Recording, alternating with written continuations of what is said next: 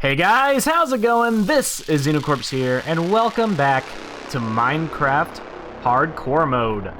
We're here at the ocean monument that we drained last episode, and I'm going to be spending some parts of this episode draining the inside of this place. So we need to fly back to the house and go get our sponges, because sponge is going to be very useful for draining the interior of this place. So let's head back this way towards the house, drop off all of our gear and stuff that we don't need anymore, and we'll get this place underway.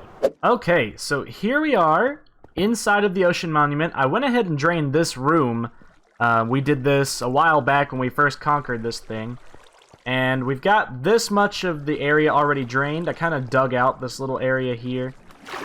And I am going to place down some of my things here. I've got tons of sand that I'm going to use. I've got some of this here to put prismarine shards and stuff I get from killing the guardians. Also repaired my bow because it got pretty damaged last episode. So I'm going to keep this on me right here as well to put the prismarine blocks into. And I've got 30 sponge. And I'm also going to have to grab some cobblestone. I think I've got some cobblestone in here. And I've got to go get my furnace. Let's see. I should have cobblestone. Let me go get a furnace, and then we'll continue on with this. Alright, guys, so it's been about 3 hours worth of work, but whenever I fly down here, the inside is not only drained, but completely hollow. We have completely stripped everything out of the inside of this ocean monument. And everything is in these shulker boxes. We ended up with 2 plus 16 stacks, or wow, that makes no sense. 2 1/4 stacks of sea lanterns, which is really good. We got, I think, 3 or 4, 5 stacks of dark prismarine. And my sponges just finished drying. Perfect, I can put those away in my valuables chest right here. Alright. So, now that that massive process is complete, we have officially drained the entirety of an ocean monument. This thing is 100% drained. No guardians are spawning anywhere. Meaning this thing is ready to be built in. But there is one more problem I want to deal with. I don't want to just have this thing in a gigantic sandy box. I want to have a kind of a buffer with plenty of land around. So that means I've got to place more sand and drain more of this place. If I fly up here, let's see. I want to have like a big circle with this being the center. That way, this building will be the center focus point, and then I can like build the ground around it.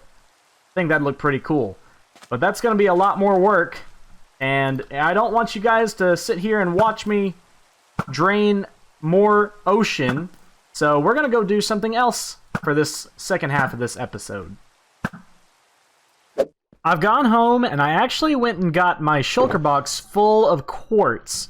And we're going to be transforming this entire building into quartz. We are replacing every prismarine block with a block of quartz, prismarine bricks with quartz bricks, and dark prismarine with chiseled quartz. So let me show you what that looks like. We've got the quartz bricks here, we got chiseled quartz here, and we got block of quartz.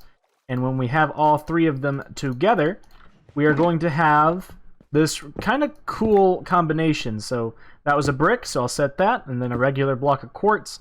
And you can kind of see where this is going to go. I'm hoping this looks good, because honestly, I haven't tested out this look at all.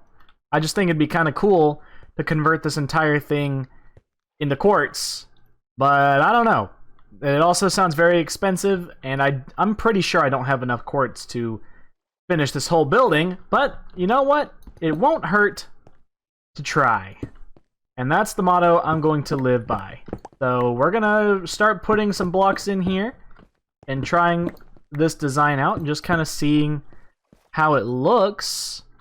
I don't know, I think, honestly, this might look really cool, and then the chisel, that's what that looks like. We'll see. We'll definitely see. You know, now that I've done this section, I'm kind of realizing there's another quartz variant that I think will look a lot better here. And instead of block of quartz, I think smooth quartz will look a lot better. So I gotta take out all this stuff now. Yay! Yep, smooth quartz looks a lot better. That means one thing. We're gonna have to make a super smelter. Because we're gonna have to be smelting a lot of quartz blocks. Oh boy. That sounds like a lot of fun! I actually kind of want to build a super smelter in this world.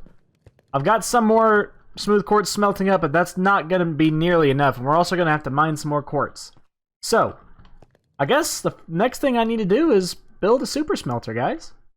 Alright guys, so I have finished working on this bare bones skeleton of our Mega Ultra Super Smelter. That's not the official name, I just couldn't think of the word super smelter for some reason.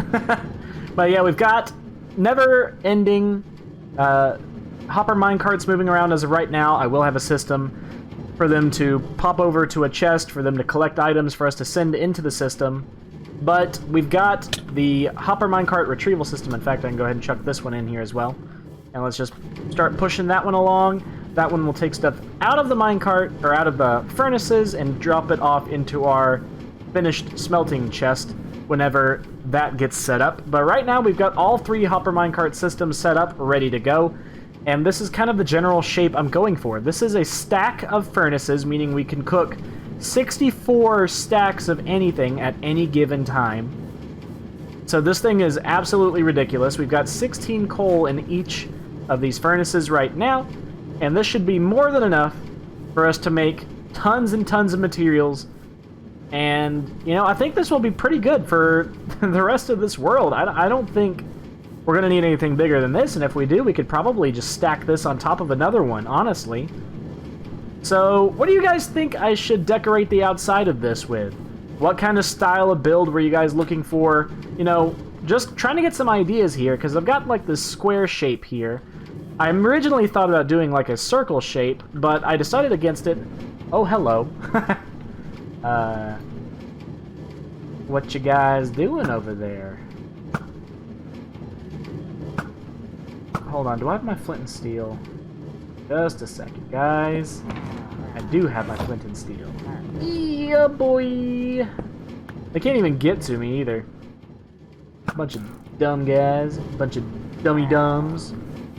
Dummies. Well, that's a lot of them. Oh, he killed one of them. You guys can't touch me. Nah, nah. I'm out. That's two of them down. You want to shoot that guy? Yeah, you do. You want to shoot him again? Aha! He shot him again. You want to do it again? You want to do it? You don't want to do it one more time? Yeah, boy. There we go. All right. So those guys are taken care of. But let me know what you guys think I should do for this build. I kind of want to do some sort of industrial look with this, possibly do like a giant factory look maybe, because if you think about the realistic stuff with this, these furnaces would create a lot of exhaust, and that would have to go somewhere, right? So I'm thinking maybe like a factory with like chutes right here. I think that'd be pretty cool. I honestly think at this point that as much as I love this house, I'm going to tear this whole house down and turn this into an industrial looking area, because I'm starting to think that I want the underwater base to be my actual base, considering we're going to be spending so much time over there. But this right here is going to be like an industrial area. I'm going to have my farms over there with my villagers and all sorts of stuff. And speaking of, that's 131 hoppers exactly, plus 3 minecarts. And that has taken a toll on our iron. We used to have almost 2 stacks of blocks. Now we're down to a single block, or a single stack of blocks. So we're hurting a little bit in terms of iron. And so I'm thinking about building an iron farm. I've got so many other plans. But yeah, I think it's actually time to go ahead and answer today's comment question of the day. And today's comment question of the day comes to us from Autumn Bridge, who asks, do you think you can maybe make a piglin bastion as a nether base and remake it nicer and better? And that is an excellent question, Autumn. Thank you for the question. Remember, guys, if you want me to answer your questions, be sure to leave them down in the comments below. They are first come, first served, and I will answer the best questions, the ones that I pick from the comments in each episode. And if yours doesn't get picked, don't worry, it might get picked in another episode. So just hang tight, keep watching, click that subscribe button, and hit that bell icon. Now, Autumn, for your question, I'm going to go ahead and say... Oh, hello. How did you... You got here quick. I'm going to say that piglin bastions are really cool, and I kind of always wanted to try and remake it and see what it might have looked like before it got destroyed and decayed. But the bad thing about piglin bastions is piglins constantly spawn in them. So I believe in order for us to do that, it would have to be a place where we constantly wear gold. And I'd also have to be very, very safe about it. I would not want to accidentally end up dying to a piglin because I built a base in one of the ruined bastions. So that might be a little bit later off in the future. Ooh, an invisible spider. Blammo, you're dead. But that might be a project for the future, but I don't know. It's a very risky project, considering piglins don't stop spawning in those bastions. At least to my knowledge, they don't.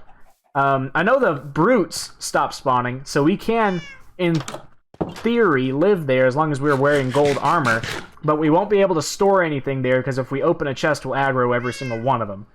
Now, we could eat up the piglin cap by, like, trapping piglins in places? I don't know. If you guys know anything more about making bases in piglin bastions, let me know down in the comments below. I'm not really sure about it. I haven't done any research on it. But it definitely seems like a bad idea, but definitely also sounds like something I'd totally be down to do. So let me know what you guys think. But that's going to have to do it for me today. I know we didn't really finish anything or get much accomplished in today's episode. We started work on our super smelter, and we started figuring out the palette for the drained ocean monument. But now we've just got to get to work and finish these projects. So thank you so much, guys. If you really like this video, make sure you hit that like button. And if you really like the video and like the things that I do, make sure to click that subscribe button and hit that notification bell to get notified of whenever I upload. And remember, guys, if you don't like my content and you just stop and you hate seeing the stuff on your dashboard, you can always unsubscribe, you know? Don't hurt my feelings at all. Thank you guys so much for hanging out with me today. It's been fun. And I'll see you guys in the next one. Bye!